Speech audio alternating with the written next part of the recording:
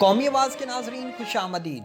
अफ़गानिस्तान से नेटो फ़ौजियों के इनखला के बाद ये कहा जा रहा है कि तुर्की अपने फ़ौजियों को वहाँ तैनात करने के मंसूबे पर काम कर रहा है, लेकिन हर दूसरे तीसरे बंदे के जहन में ये सवाल पैदा हो रहा है कि आखिर क्यों, जब पाकिस्तान अफ़गानिस्तान से अमरीकी और इत्तेहादी फ़ोर्सेस को पुरअमन तरीके से जाने के लिए मजबूर कर रहा है, तो फिर तुर्की पाकिस्तान के मुखालिफ जाकर गैर मुल्की अफवाज की काबिल में तैनाती के लिए क्यों ज़ोर लगा रहा है। हालांकि तुर्की भी जानता है कि उसके ऐसा करने से अफ़गानिस्तान में अमन कायम ना होगा, बल्कि अफ़गान तालिबान तुर्क फ़ौज के काबिल में रहने से ज़्यादा गुस्सा करेंगे।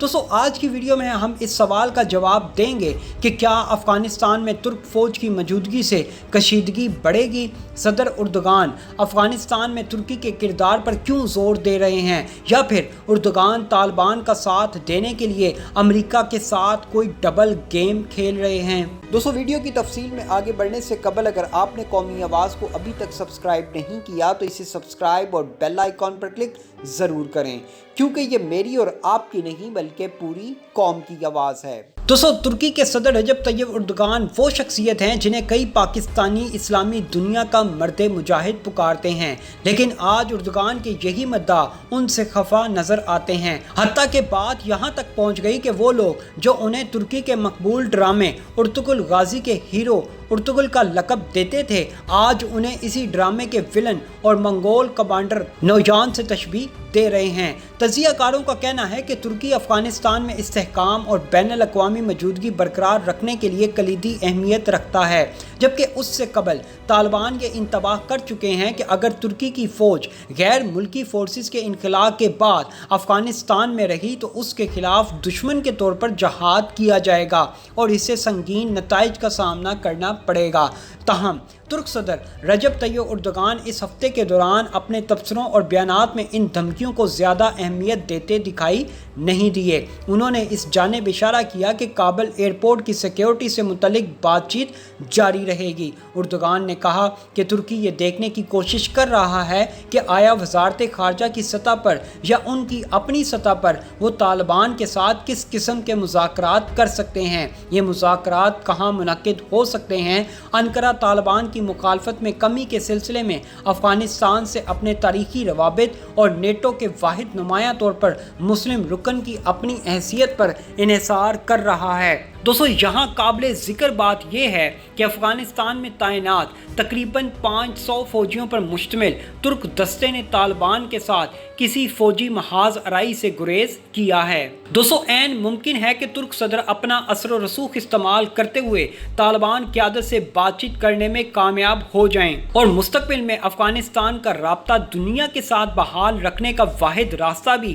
तालिबान के लिए तुर्की ही बन जाए। हो सकता है अफ़गान तालिबान तुर्क सदर की बात मान जाएं और काबुल को अपने कंट्रोल में सिर्फ इसलिए ना लें ताकि दुनिया का उनसे राब्ता मुनक़ता ना हो और काबुल को छोड़कर आलमी ताकतों को मुज़ाकरात पर आमादा किया जा सके। ऐसा करना की तालिबान के हक में है और हो सकता है कि तालिबान ने तुर्क सदर के साथ बैकडोर राब्तों में ऐसी कोई डील अमेरिका से हट कर की हो जो अचानक तुर्क सदर ने अफ़गानिस्तान में अपनी फ़ौजें रखने का कहा है।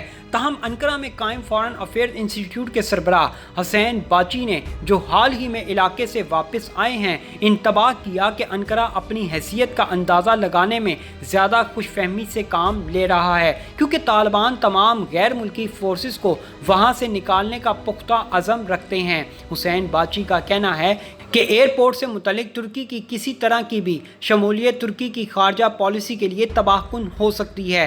तालिबान ने कहा है कि वह रजब तैयब उर्दुगान को पसंद नहीं करते और तुर्की की फ़ौजी मौजूदगी के ख़िलाफ़ हैं। तालिबान तमाम गैर मुल्की फ़ोर्सेस को मुल्क से निकाल बाहर फेंकने के लिए पुरअज़म हैं और यकीनी तौर पर तुर्की की मौजूदगी भी गैर मतलूब है।